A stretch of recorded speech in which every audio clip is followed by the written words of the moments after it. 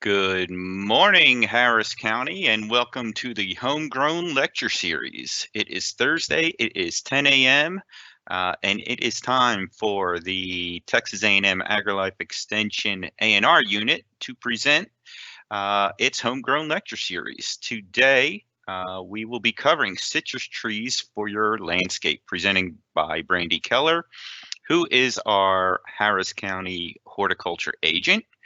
Also want to mention that we do have the podcast. New episode just dropped the other week where Brandi talks um, with a wildlife biologist regarding bats and how they are beneficial to our landscape and needed in the environment. So if you haven't given us a listen, there's 6 episodes now. We started that back in May, and so we would definitely enjoy you taking a listen to hear what some of the topics we've covered so far. Without any further ado, I am going to pass this over to Brandi Keller, and she'll get started on citrus trees for your landscape. Brandi? All right. I think I'm all set up here. Well, good morning, everyone. Thank you, Paul. Yeah, that podcast was with Diana Foss, and we talked about the Mexican free-tail bats, some bats around town, and then down at Waugh Bridge, too. So thank you. All right, so today we are going to talk about citrus in the landscape. And I'm going to preface this by saying that I may not be able to answer, all the questions you have today, but if I can't, I will definitely get back with you and I'll definitely find out what those answers are. So what we're going to cover today is just some general citrus info, touch on rootstock, caring for, planting, some varieties, and then quickly touch on pests and how we incorporate fruit into our patios also.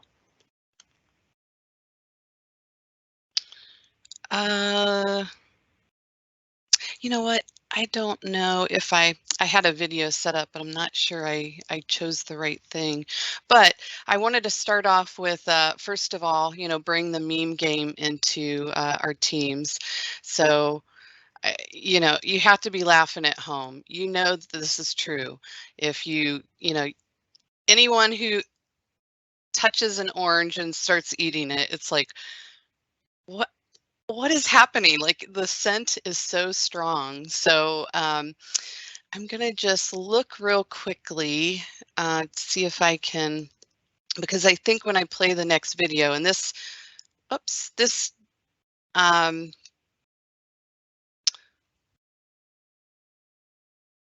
this video talks about why those scents are so strong, but I'm not going to spend a whole lot of time on this if I can't figure it out right away. So, Paul, just let me know if you can hear this because I think there was something I was supposed to choose from the beginning. Whoops.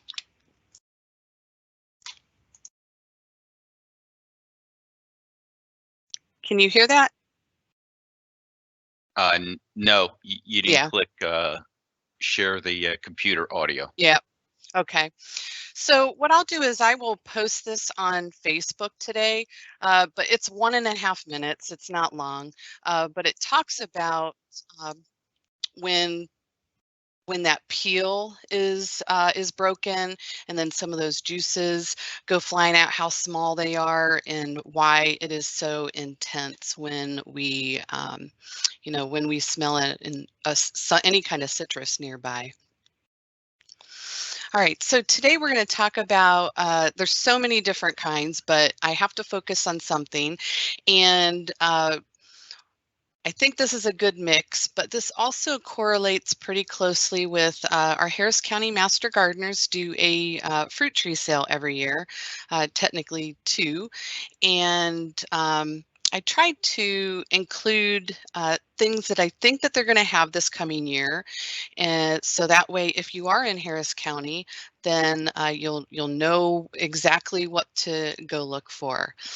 So citrus are tropical to subtropical, and they really are great year-round plants.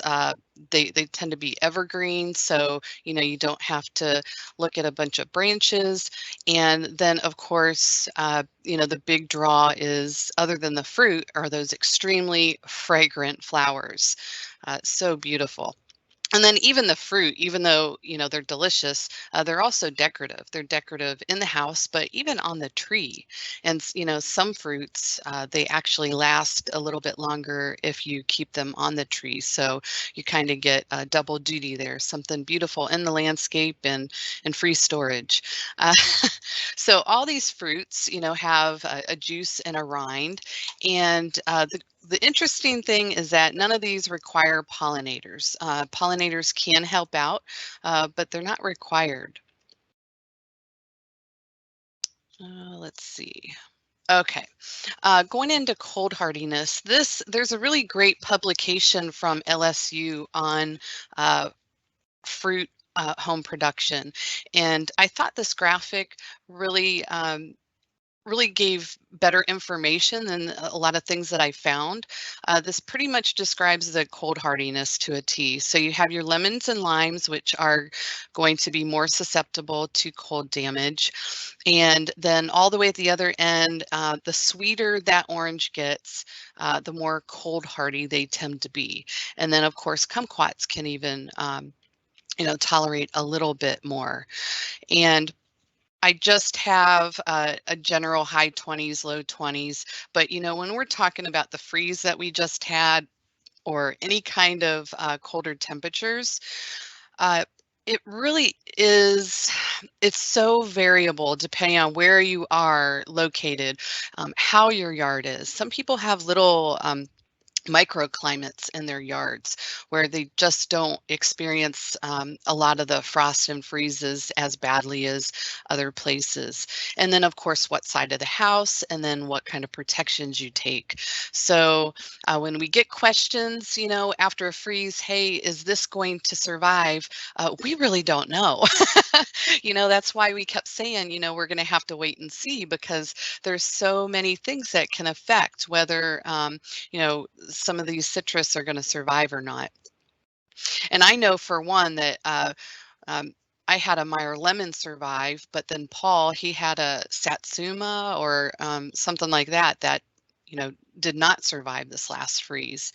So that kind of went against this chart. This is also a chart, and I think I put I'm not sure if I have this as one of the links or if it's on the resources at the end, but these are the common characteristics of Texas citrus varieties, and this will just, it's not really in depth, but it gives you a good idea. Obviously, grapefruits are going to be very large trees. When we say very large, it could be, 20, maybe 30 feet. Oranges, large. Those yellow lines indicate ones that we're going to cover today. And then this goes over into the next. It was just a longer graph, but you can go online and check out if what you want to grow is on here. And then you just get a little bit of a preview of some of the things that we're going to cover. And then, of course, that fourth column talks about seeds. So anything 0 to 6 seeds is considered seedless. So I thought that was pretty handy. A lot of what we're going to cover today is there's so much information that you'll be given links that you can go on later on and do some research depending on your needs. So I cannot overlook a rootstock, mainly because of the freeze that we just had, and that term was brought up a lot. So most citrus types, they do all right on their own system, on their own root system, but budding them onto rootstocks, certain rootstocks are, it just ends up being better, and they're able to adapt to different soil conditions. And I don't want to get into too heavily the types of them, but in this area, it's going to be mainly the trifoliata. Some of them are on sour orange. The difference between those two is the sour orange really does better with more salinity, so right along the coast. But the trifoliata does very well in our area. And then that flying dragon, if you ever hear that term, that's just a dwarfing, so it's going to keep that citrus dwarfed. I was having a conversation with someone yesterday how we have seen people actually just growing the flying dragon trifoliata on its own just because it's so crazy looking, curvy and spiny. But looking at this graph real quick, it just shows that you have the rootstock, which is the lower few inches of that trunk, where it's grafted, and then the top part is the desirable citrus that we want. That's going to grow the rest of the trunk, the branches, the leaves, and the fruit.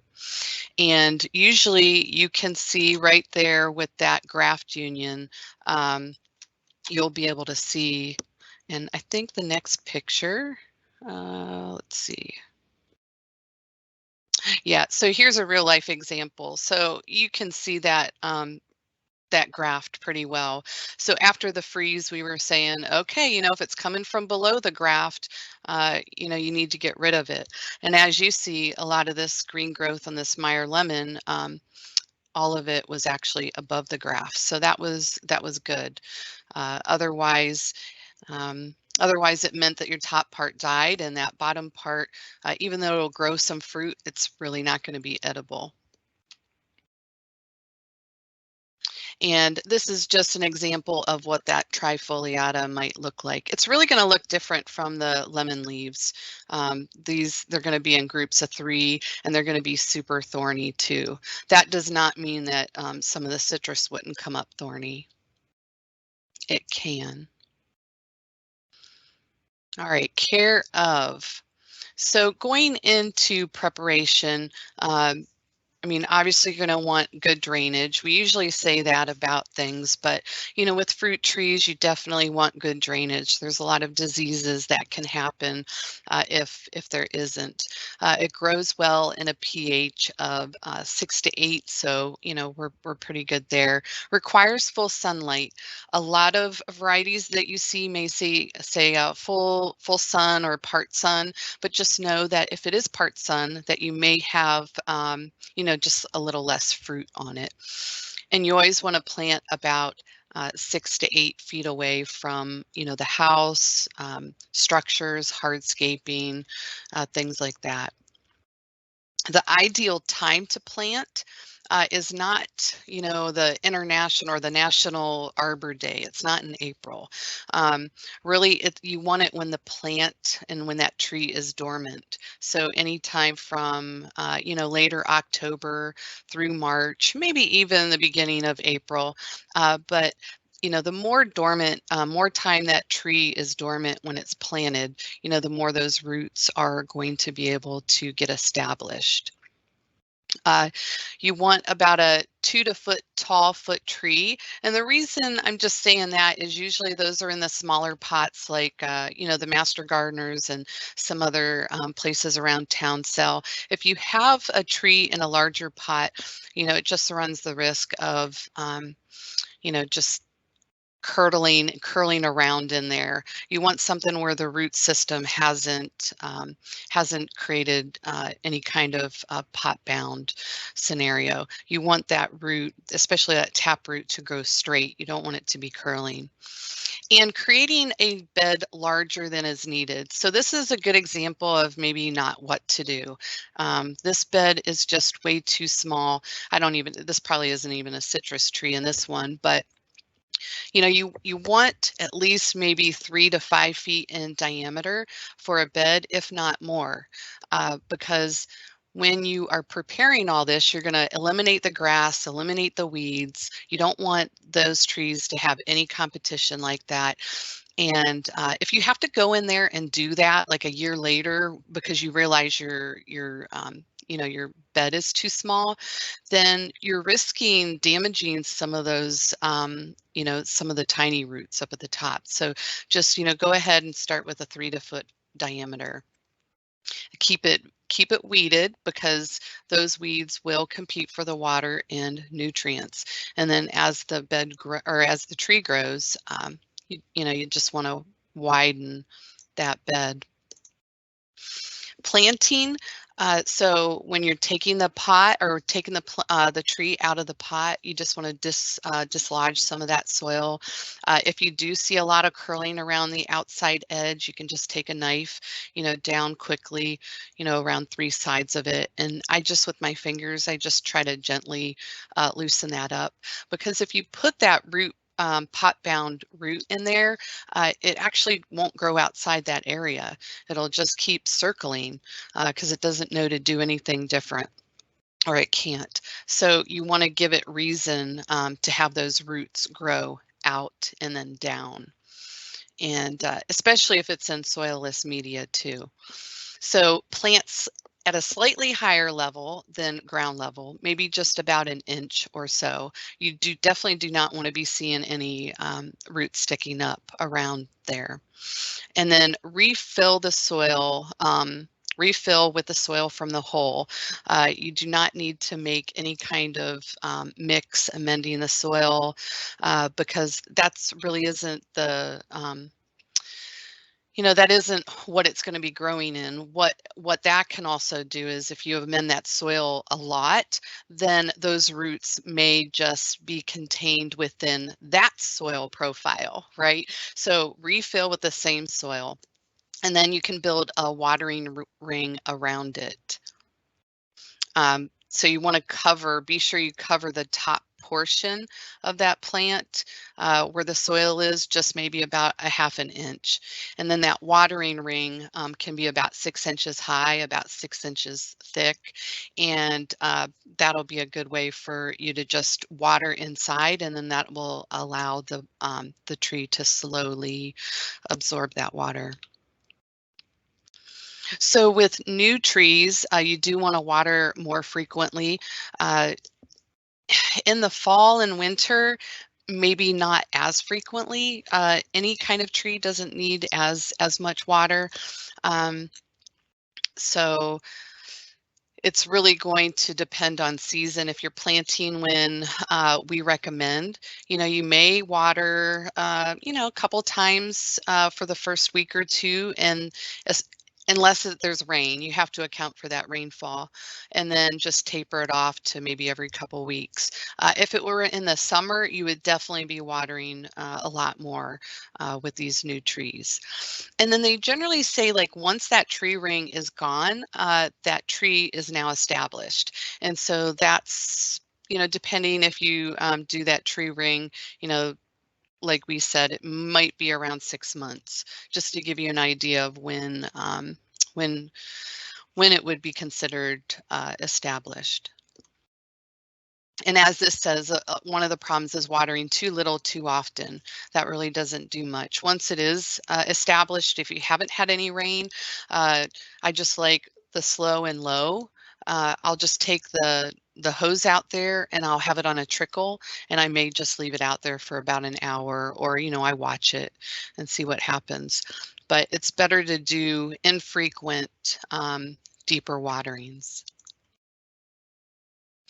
Mulching is important for retaining moisture and weed control, but you do want to keep it a few inches away from that trunk. You don't want anything up against that, just to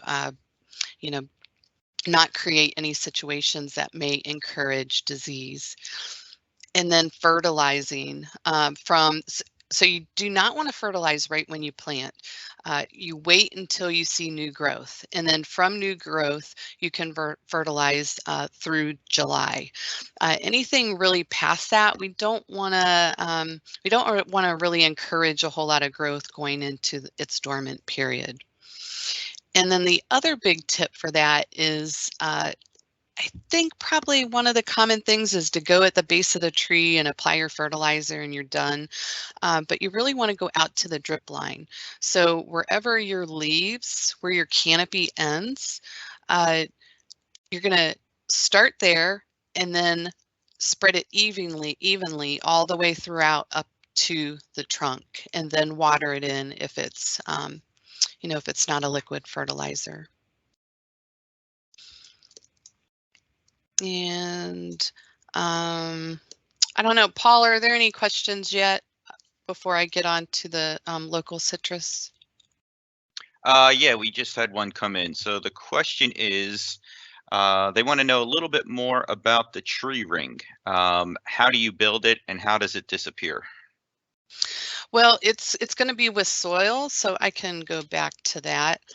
So you're using the soil around that you've taken from the hole, and you're just going to mound it up to about 6 inches. This one looks pretty small. If you have, it depends how big your bed is. If your bed is 5 feet, then, you kind of want to center it around the outside there. And you're just going to kind of mound it up. So the goal is for you to be able to water inside that ring, and it's going to hold that water until the ground slowly absorbs it. So if that gives a better idea of how you want to mound it up. So it is going to contain that water. There's really no other purpose. So you don't have to do anything, with an exact science. Just be sure it'll it holds that water in there. And then as time goes on, because it would be soil or, you have the mulch inside, then with rain, with the water, it'll just naturally kind of seep down and spread out and kind of erode away on its own. You could also do it with a little bit of mulch too, which would make it a little bit cleaner. But then you may have to at some point say, okay, I don't think we need this ring anymore, and just even out the mulch. Does that answer the question? Yes, you got it. Okay. Going back to fertilizing. The only thing I'll say with the fertilizing is someone just gave me a good tip, and that is they use lawn fertilizer. This is another agent.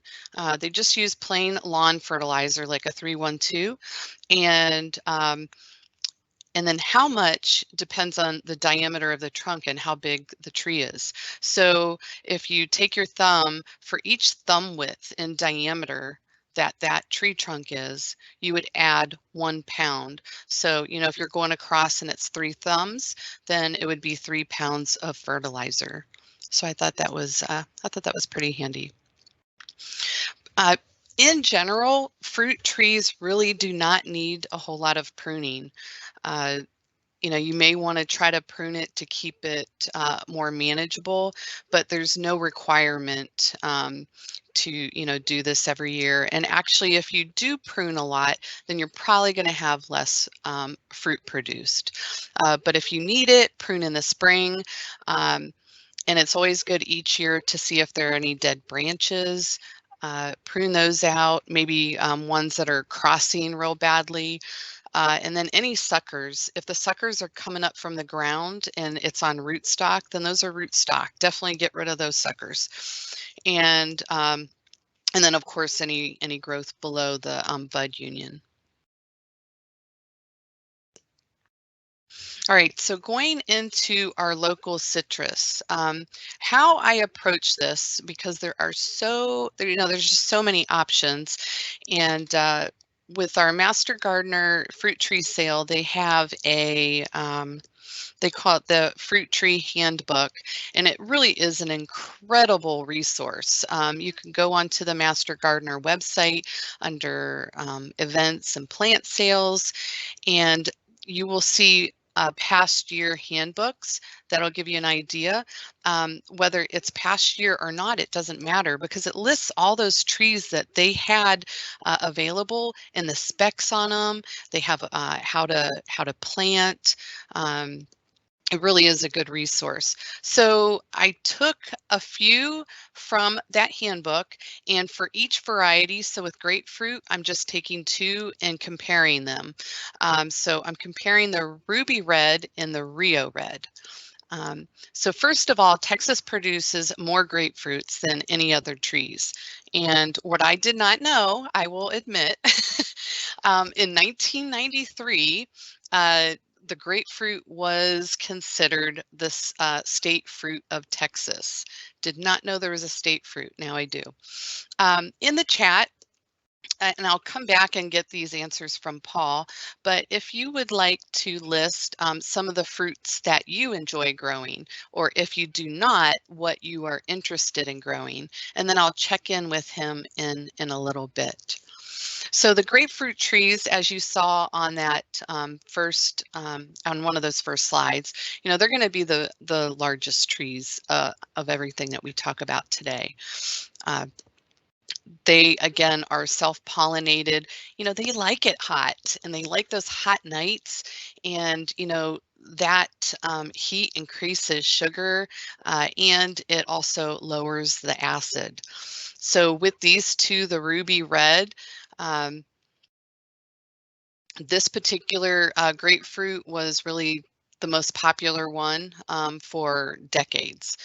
It can have a little bit of a blush. You can kind of see that on that left fruit. And then as the season progresses, that skin fades to pink and then it kind of turns probably, you know, what you see on the right, like more of a buff color.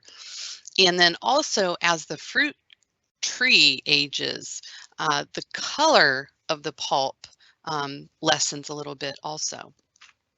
What I thought was really cool was Rio Red is actually came from Ruby Red. So with grapefruits, they just have this natural inclination for natural mutations. So Ruby Red was an accident from, or Rio Red was an accident from Ruby Red. It was a natural mutation. It is 7 times redder than Ruby Red. And, you know, it does produce a pretty heavy crop. And both of these really stay on the tree. These are ones where you can kind of use the tree as storage. You know, they should be good. You know, going into the very early spring. And then the Rio Red is actually a little sweeter.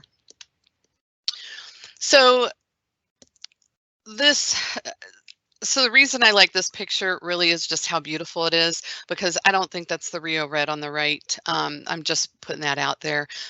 They're just so beautiful. So just a little art in here. And that red color that they get, that they have, that actually comes from lycopene. So that's the same, you know, the same element that'll has tomatoes turn red. I'm trying to get this to switch. Yeah, and the cool thing about keeping these on the tree is that you can keep them on the tree and there's really no compromise to that quality. So lemons, so Meyer versus Eureka. Well, first of all, before I say anything, Paul, see if someone can answer this. What's the biggest difference between Meyer, lemon, and Eureka? And I'll go through some of these qualities, and Paul, just let me know if someone knows what the biggest difference is. So as you see, the Meyer has that thicker rind, a little bit more texture to it, and the Eureka is a bit smoother. The Eureka lemons are usually what you find in the grocery stores, you know, when you're going to buy a lemon. Meyers are very popular, especially in our area. It's also one that a few years ago, they were a bunch of them were lost with when the temperatures dipped, and then again this past summer or this past winter. But I did get ours to resprout. So Paul, does anyone have any ideas what the biggest difference is? Hold on, here we go. We had one person say Meyer is not a lemon, and Deborah said Meyer is oblong, Eureka is small and round. Yes, okay, that is true too. The one I was looking for is it is actually not a true lemon. So yes, whoever said that, that was that's the most obvious one, because when you're talking about lemons, you just figure, okay, well that's a lemon. Well, that's why they're a little bit sweeter than the Eureka, because, and we're going to talk about that, but it's a cross between a true lemon and a mandarin. So that's usually you know, people who cannot have as much acid, they'll go with the Meyer. So less seeds. So the Meyer has less seeds, but the Eureka has thin skin. I don't know why I put the height on there, because I didn't do that with any of the others, but both of these really could get about 6 to 10 feet or smaller if they're kept in containers. But yeah, that Eureka is really good for baking and cooking. I haven't had a lemon bar in a real long time, so maybe I'll have to do that after giving this presentation. Both of these really are easy to keep in containers and kind of be maintained to keep small and manageable. Stems can grow thorns on younger branches. I told you the Meyer lemon typically does not have thorns, but almost every branch that I have coming up on this other one has thorns on it. And I'm wondering if it's because, you know, from the freeze, just something funky happened, you know, with that tree, and it's just, you know, got a little confused. So it has some pretty serious thorns, but it is not the rootstock, it is the lemon. So if you see thorns on it, you know, that's not the only telltale sign of rootstock for sure. And all of them that you saw, all the Meyer lemons that you see are improved, whether they're labeled or not. They improved it to develop some resistance against some diseases, and the old ones are not sold anymore. And Eureka, there's Eureka Frost. Eureka Frost is an improved variety, and both can really produce numerous crops during 1 year. Oh, I don't know what it is with me and the advancing today. All right, so key lime in Persian, or the key limes are also called Mexican limes, and the Persian limes are also called Tahiti limes. I thought I was going to need you guys to help me out on that one. Again, you know, there's a big difference. Even though the picture doesn't depict it, the key lime is much smaller than the Persian lime. The key lime can be thorny or thornless. It does have more seeds, but it has a thinner skin. Then going over to the Persian, they are tartar. That's always awkward saying. In the Persian lime, there's a dwarf. There's usually dwarfs of all of these, but you know the key lime is going to stay smaller anyway. But the Persian dwarf is going to be about 6 to 8 feet tall and wide. All right, so the next slide I want to show you, I created this. So, okay. When I started looking at all these citrus, you know, I mean, even us here, we can get confused on what in the world. So I had to make my little my little hierarchy of citrus. So in short, mandarins are oranges, and everything below that are all mandarins. They're all types of mandarins, and I have, okay, so I have tangerine not real. You're like, how is that not real? So evidently tangerine is a marketing term. It references nothing botanical. It's really just another version of a mandarin. Those cuties, those little cuties that are so easy to peel, those are clementines. And then, of course, here in this area, we're all familiar with satsumas. To make things more confusing, tangelos are a cross between grapefruit and mandarins. And then we see the Meyer lemon between the mandarin and lemon. When we get to the satsumas, I'm going to tell you what, if you want to drive yourself crazy, either if you want to drive yourself crazy or if you want to, if you're just a glutton for research, just go and research all these orange citrus because here's something else. One of the satsumas, page man. So when we cover page mandarin, a page mandarin isn't actually just a mandarin. It's a cross between a tangelo and a clementine. So I mean, it's intercrossing crosses. It's so confusing.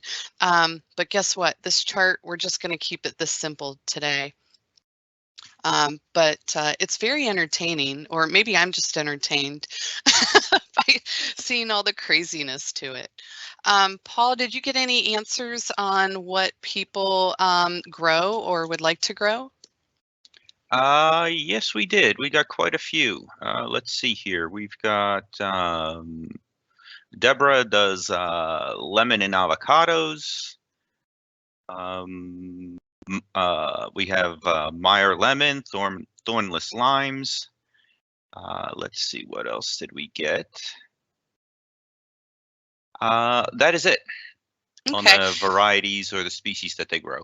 All right. So we need some oranges. Paul, do you want to say what you had in your yard that you lost this year? Yes, I had a Satsuma. I had Miho. And that tree was in the grounds. We moved into this house in 2000. I probably planted that tree in '01 or '02, and it was an excellent tree. Never had any issues with it. Doesn't produce any seed. It was just a great great citrus, great Satsuma. So once I get the old one out, I got a feeling I'm going to look for another Miho and put that back in because I just really enjoyed that tree. So yeah, and that's funny too because that Miho and there's another one, Sito, that they are just supposed to be some of the most cold hardy, and yours was established too. So I guess just everything set it up for for loss, but yeah, usually they have a good track record with cold hardiness. yeah, there were three of them. It's Miho, Seto, and Okitsu are the three that have some decent cold hardiness, but obviously that February freeze just It did it won. in. So Yeah, definitely. All right. So before we change the slide, just nutritionally, I wanted to add that they are all very similar. Vitamin C, B1, B6, fiber. So regardless of what you eat, you're getting in some good nutrients. So going into the oranges, our master gardeners usually have a Republic of Texas and a Washington navel. So the Republic of Texas, that's a pretty that's been a long established orange here.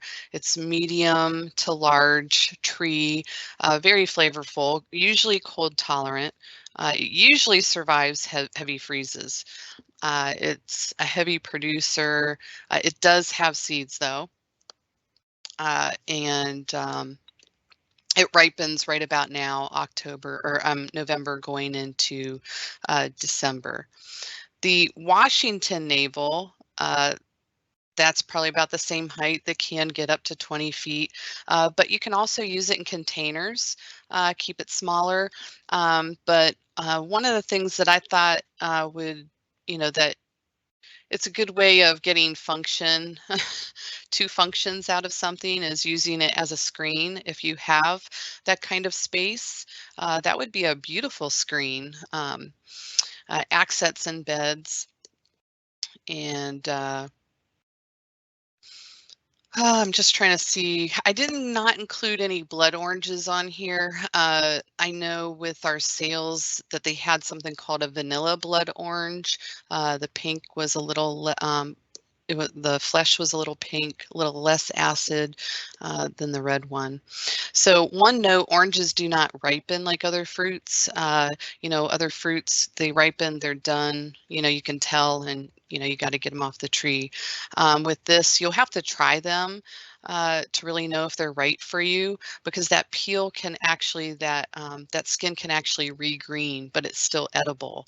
But it all comes down to personal taste. So just try that out if you do get a new orange. Let's see. All right, here's the mandarin, honey versus page. So the honey mandarins are really juicy, so they're good for juicing. And the page mandarins, they have a really high sugar content, so they're a bit more sweet. And both of these are pretty small, like palm size. Both of these also very good for containers. Going into satsumas, again, these are both really great for containers or patios.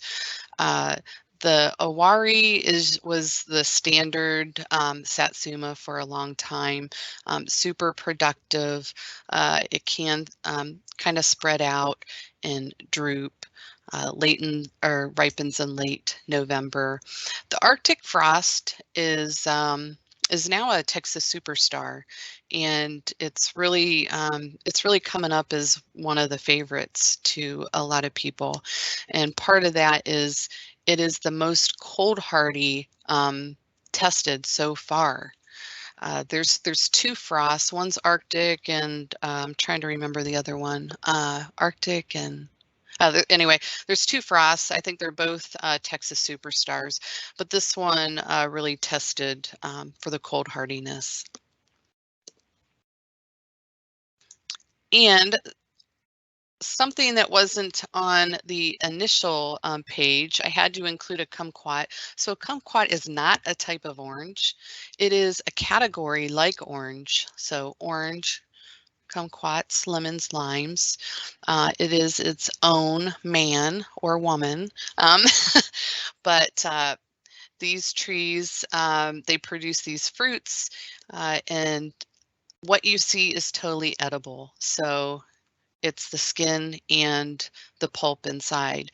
And some types they have that are a little bit more sweet, and some are a little bit more sour. And they can be heavy bearers.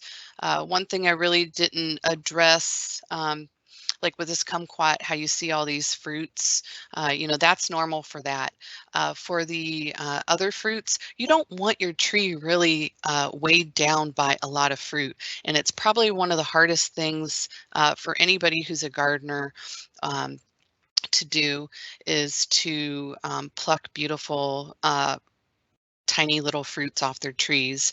But like with the lemons and limes, a lot of those can really get to a good size if you don't have more than one or two at the growing on each limb. So it really does help. And the other thing is, when you're planting a brand new tree, and I did not even do this,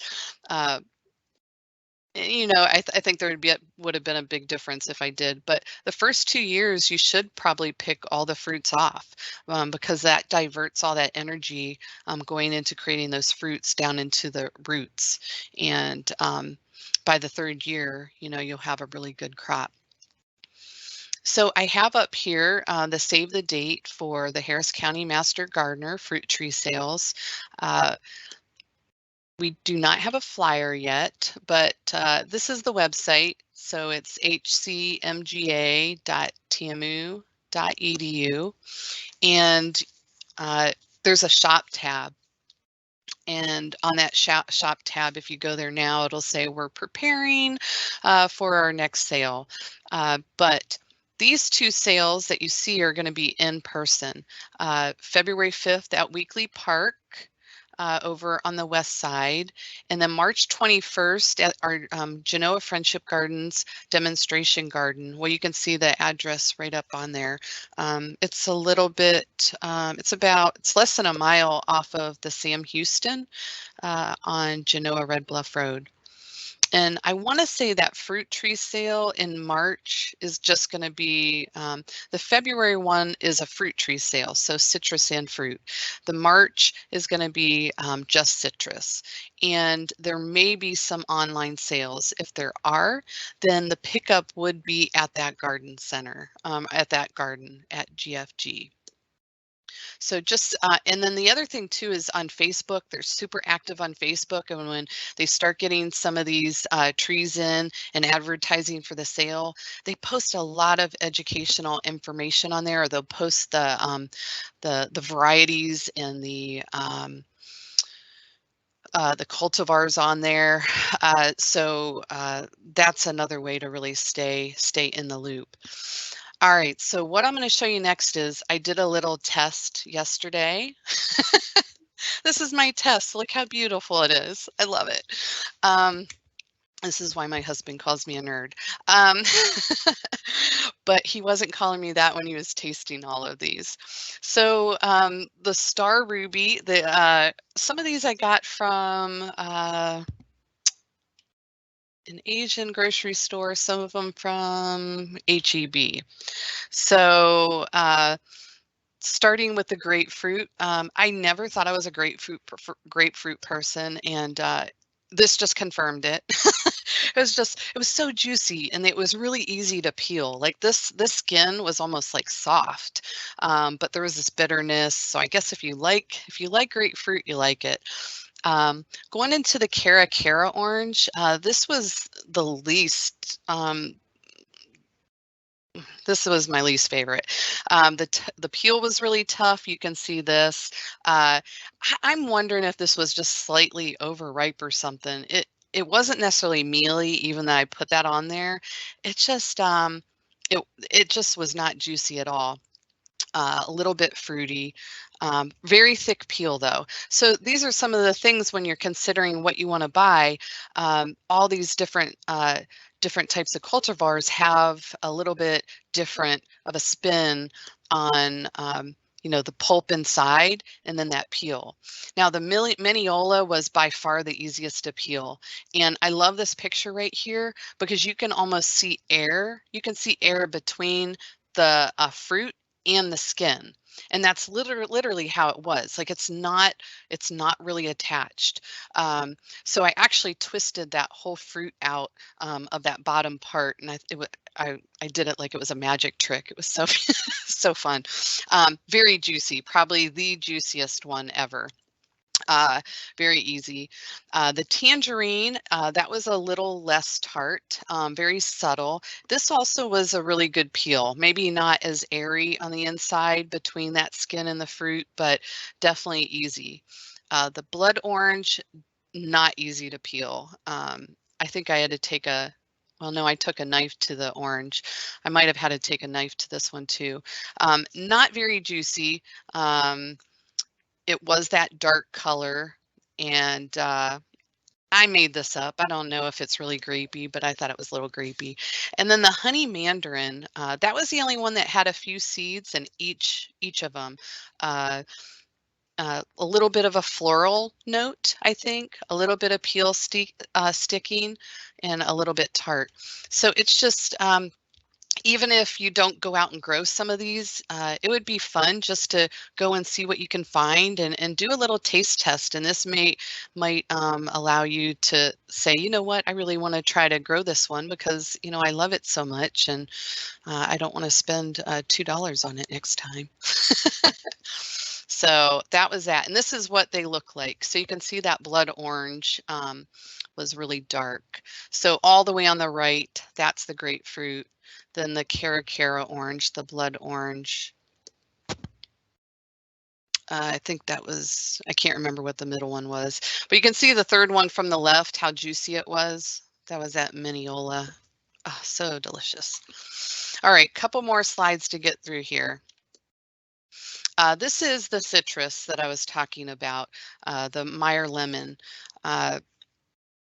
All these leaves came up from above the rootstock, but you can see those pretty intense thorns on it, and got some yellowing. So we have to attend to this, but it's alive.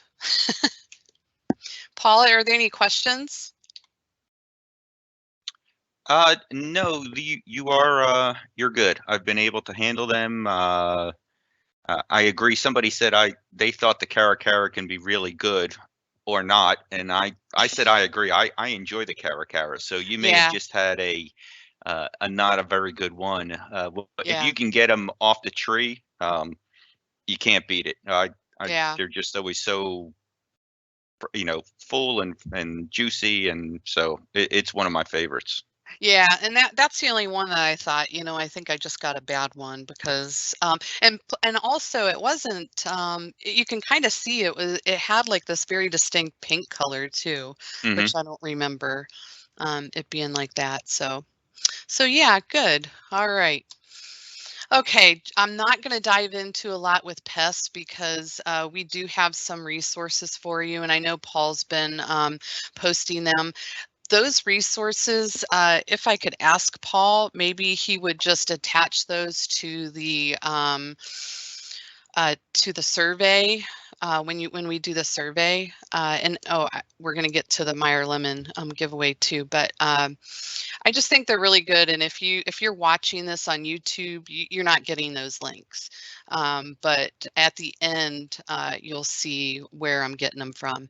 So this leaf was actually on our Meyer Lemon too. It was the only leaf that showed this white fuzzy substance. I personally thought that it was a woolly aphid. It's what rings a bell with me. I consulted with someone yesterday. He wasn't really sure, so I need to look at this. I just discovered it.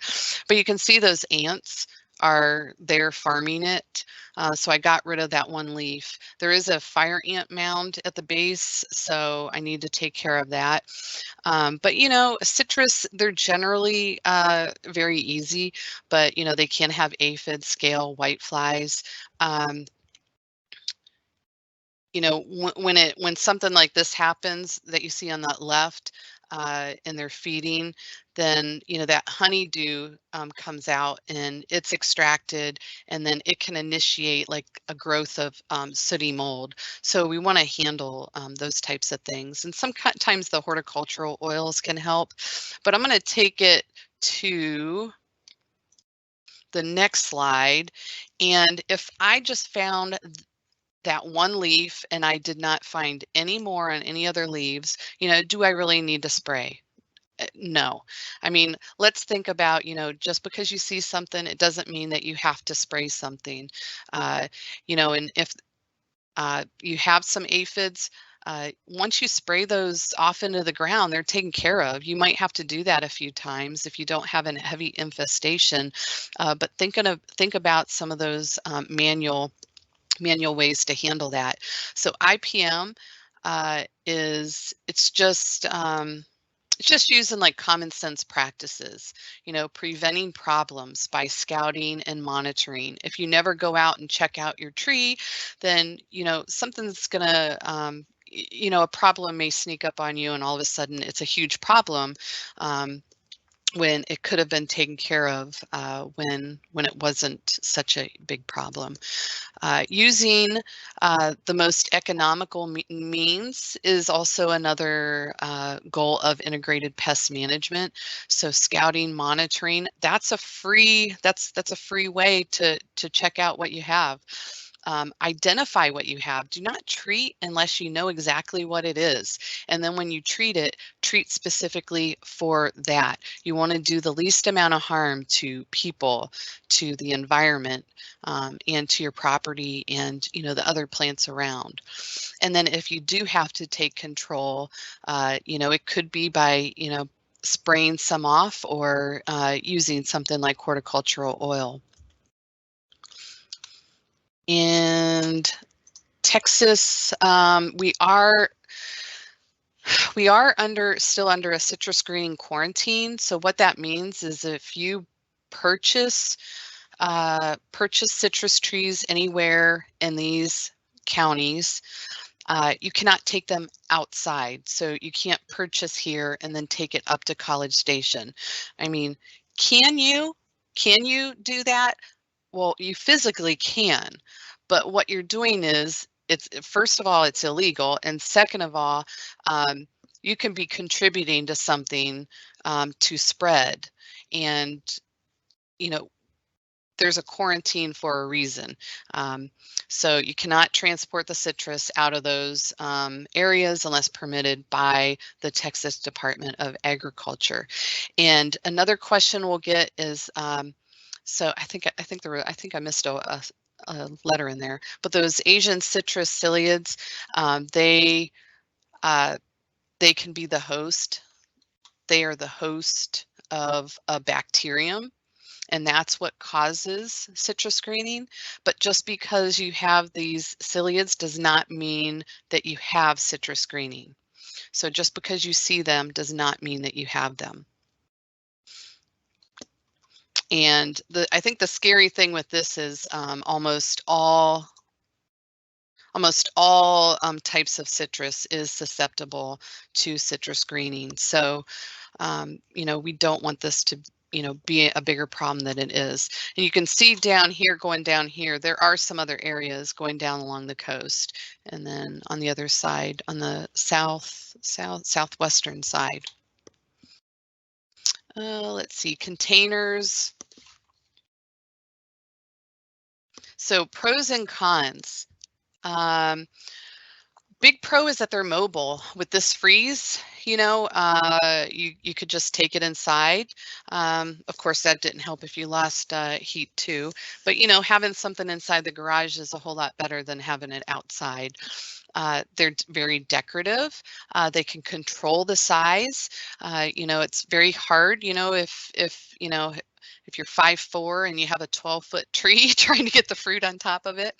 And the other thing with containers too is, because they are smaller, you may be more inclined to experiment with more varieties. The cons, definitely a little bit higher maintenance. You're going to have to water more, fertilize more. You're definitely going to have to fertilize more than what we talked about if with a tree in ground. They can be cumbersome. Really, you need about 15, maybe even a 20-gallon pot to really keep a citrus the way it needs to be kept.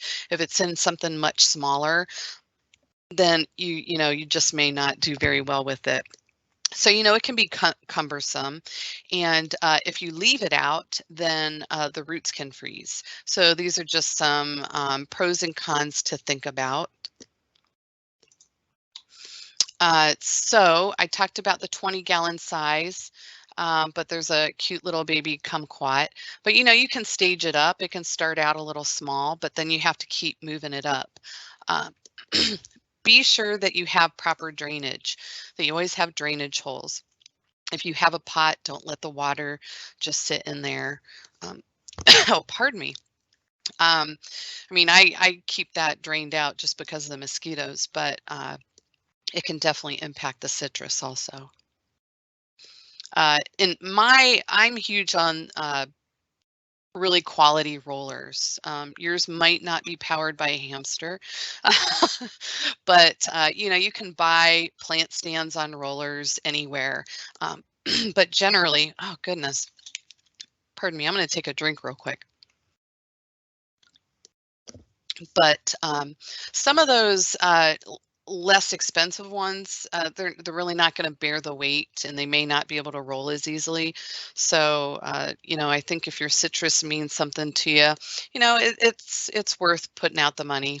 I like this picture on the right because it just shows an alternative to using just ornamental flowers where in the landscape, and this could be planted in the ground too, where you can plant fruiting trees and citrus as ornamentals. Cute little kumquat there.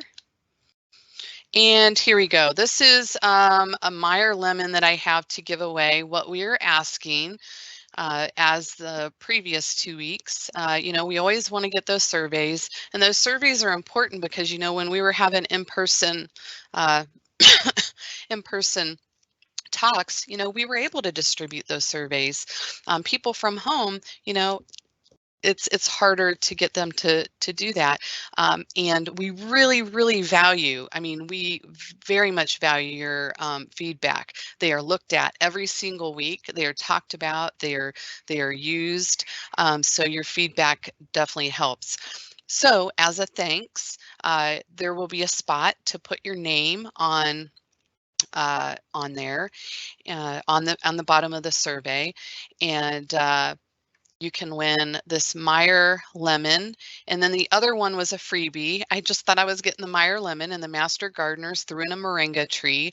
So I can give you some information on that at the time. I'm probably going to wait until the Monday after next week to give everyone enough time to fill out the survey. And then we'll do something, and then you can come into extension and pick it up. So our resources for those of you on YouTube, I'm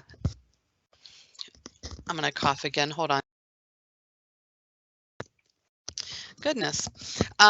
Those of you on YouTube, we have a recommended fruit and nut variety for Harris County. Really great resource. Then just going into the AgriLife extension, fruit production, that characteristics of common Texas citrus varieties, that's that graph that I showed you, like my third or fourth slide. One thing I don't have up here, but I think Paul has, that he should have put up, is AgriLife actually has a patio citrus series on a website. It's not like a series. But that's something to look for. And then the 2021, last year's Harris County Master Gardener Fruit Tree Handbook. And then the Louisiana Home Citrus Production was a really great resource too. Something else, if you look up AgriLife and citrus, I know there's a couple other agents that have given talks on citrus, and some of them have gone more into the history of some of these varieties. So if you want to learn more, there's tons of information out there. And my one last slide. So my next talk is how to make holiday plants last. I did a holiday plant talk last year, so this will be a little bit different. And oh goodness, I guess I'm done talking. November 16th. So if you have any other questions that that you come up a little later, I'd be happy to try to answer those or find some answers for you. Definitely check out the Master Gardener fruit tree sales coming up. Those are fundraisers for all their programs. Those are the major fundraisers that they have for the year, and they fund all the programs that we do. And if you get the newsletter that we put out, there's a whole page on there and some links there. All right, that's that. Paul, any last questions? Just a reminder to the group that yes, this is recorded. This will be posted on our YouTube channel. If you registered for this talk, and obviously you did register because you are here, you will receive an email with a survey link, and in that link or in that email, there will also be a link to the recording, so you can watch it at a later time at your leisure if you need to rewind or catch some notes. And we try to get that up. Well, usually within 24 hours. Sometimes later this afternoon we'll be able to do it, and then you will receive the link to the survey. So, but besides that, Brandi, great job. No other questions. Oh, hold on. There's two more in here now. Let me just look at these real quick. Amy said this was very educational. She's new to growing citrus, so that is good to hear. That's why we are here. These are, I'm not going to read these all because you'll get a large head. I won't be able to your office won't hold you. Christopher said he enjoyed the webinar, appreciates the time and knowledge. Sarah, thanks so much, Brandi and Paul. So by all means, that is why we're here. That is why we do these programs. We do appreciate your support. And be back in 2 weeks, because actually we're going to have one of our master gardeners presenting on rainwater harvesting. So please tune in for that, because that is always a very interesting topic, and it's there's a lot of good information, and it's really not difficult to make your own rainwater catchment barrel. So by all means, we'll be back here in 2 weeks on Thursday at 10 a.m. All right. Bye.